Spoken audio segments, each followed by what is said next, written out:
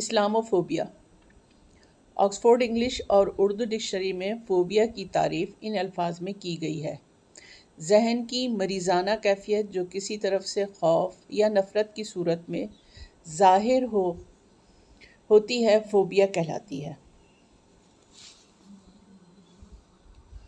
Islamophobia کی اصطلاح مشہور مصور الفونس ڈینٹ نے اور الجیریا کے مفکر سلیمان بن ابراہیم نے 1918 میں فرانس میں لکھی جانے والی ایک کتاب میں متعارف کروائی تھی، لیکن در حقیقت آکسفورڈ ڈکشنری کے مطابق اس لفظ کا باقاعدہ استعمال 1923 میں دی جرنل آف تھیولوجیکل اسٹڈیز کے ایک مضمون میں ہوا تھا۔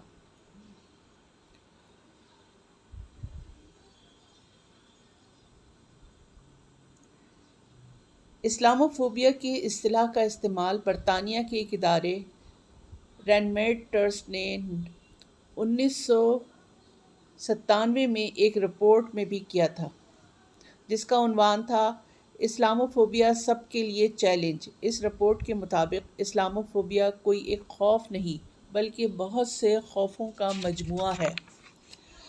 اہل مغرب اسی خوف کے زیر اثر ہے۔ یہ خوف از خود نہیں بلکہ منظم طور پر مسلط کیا گیا ہے۔ عیسائیت ہو یا یہودیت، مسلمانوں کی بڑھتی ہوئی تعداد نے ان لوگوں کو ہراساں کیا ہوا ہے۔ مسلمانوں کے خلاف زہر افشانی اغیار کا ہمیشہ سے معمول رہا ہے، اور جب جب موقع ملتا ہے اغیار اسی کوشش میں رہتے ہیں کہ مسلمانوں کے خلاف کوئی نہ کوئی ایسی سازش کی جائے جس سے دنیا میں وہ صرف اور صرف دہشت گرد ہی کہلائیں اور لوگ دین اسلام سے متنفر ہو جائیں۔ مسلمانوں کی عبادت گاہیں عموماً اغیار کی دہشت گردی کا شکار رہتی ہیں۔ مسلم خواتین پر حجاب پر پابندی لگانا، سر عام ان کو تنگ کرنا، یہ ان اقوام کا شیوا فی زمانہ نظر آتا ہے جو اسلام کے خلاف زہر فشانی کرتے ہوئے اسلام اور اسلامی افکار کے خلاف بات کرتے ہیں۔ تو ان لوگوں کو اہل مغرب سر آنکھوں پر بٹھا کر ان کی حفاظت کرتے ہیں۔ اس ڈر اور خوف کو مختلف تحاریک کے ذریعے دور کرنا ہی ان کا مشن ہے۔ 9/11 کا واقعہ مسلمانوں سے جوڑ دینا، گوانتانامو بے اور ابو غریب جیل میں مقدس کتب کے ساتھ توہین، سلیمان رشدی کی کتاب ہو یا توہین آمیز خاکے، دراصل ان سب محرکات کے پیچھے اہل مغرب صرف اور صرف مسلم اقوام کے جذبات کو مجروح کر کے کاری ٹھیس پہنچانا چاہتے ہیں، اور یہ صرف اسلاموفوبیا ہی کا نتیجہ ہے۔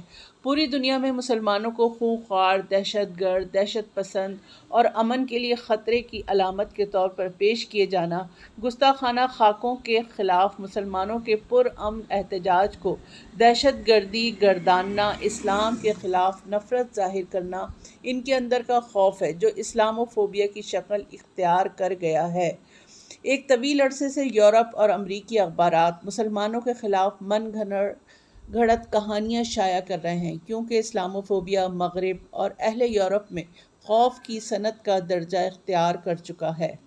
عربی فارسی زبان کو سیکھ کر انہوں نے مسلمانوں کے اندر سازشیں کی، غریب مسلم نوجوان کی ذہن سازی کر کے ان سے خودکش حملوں میں ملوث کیا۔ ان کی حکمت عملی ہے کیونکہ یہ اسلام کے شاندار ماضی سے خوفزدہ نظر آتے ہیں۔ رسول کریم صلی اللہ علیہ وسلم کا ارشاد ہے: المومن اخو المومن کالجسد الواحد ان اشتکى شیئا منہ وجد الم ذلک فی سائر جسدہ۔ ترجمہ: مومن مومن کا بھائی ہے اور وہ ایک جسم کی طرح ہیں کہ اگر اس کے کسی ایک حصے کو کوئی تکلیف پہنچے تو اس کا درد اس کے تمام بدن میں محسوس ہوگا۔ عالم اسلام کے حکمرانوں کو خواب غفلت سے بیدار ہونے کا وقت آ گیا ہے۔ دنیا بھر کے ممالک میں مسلمانوں پر ڈھائے جانے والے مظالم کی روک تھام کے لیے مؤثر حکمت عملی اپنانا ہوگی۔ مسلمان حکمران دو قسم کی حکمت عملی اختیار کر سکتے ہیں: صوفیانہ طرز کو نمایاں کریں جہاں صرف انسانیت کو عام کیا جاتا ہے، اور دوسرا یہ کہ دہشت گردی کے جو الزامات مسلمانوں پر لگائے جاتے ہیں ان کی رد میں جو غیر مسلموں نے بڑی بڑی تباہ کاریاں کی ہیں ان کو اجاگر کیا جائے تاکہ بین الاقوامی سطح پر لوگوں کو اصل محرکات سمجھ آ سکیں۔ تاریخ میں سب سے بڑی دہشت گردیاں غیر مسلم اقوام نے کی ہیں، ان کو منظر عام پر لایا جائے اور دنیا کو بتایا جائے کہ پہلی اور دوسری جنگ عظیم میں ایٹمی حملے کر کے انسانیت کو تباہ کرنے والے کون لوگ تھے۔